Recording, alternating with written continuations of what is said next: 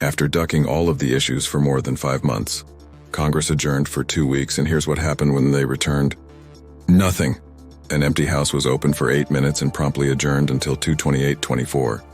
The following scenes were live from Congress, 3 p.m., February 26, 2024, and this is why many Americans remain deeply distrustful of their government.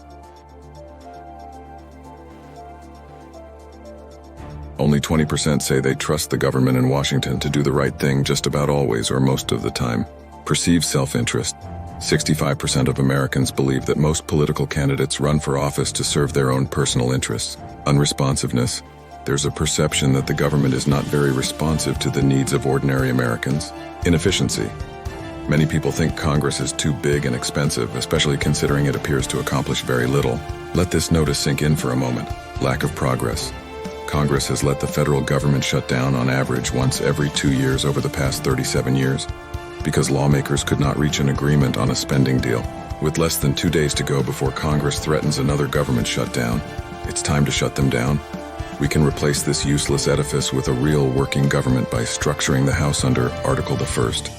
Force them to do their jobs, to write, pass, and fund proper legislation, then instruct the president to carry out those laws. Neither the president nor the courts are supposed to make laws, only to enforce or interpret. Overcompensation. Members of Congress are paid a base salary of $174,000, which a majority of Americans believe is too much.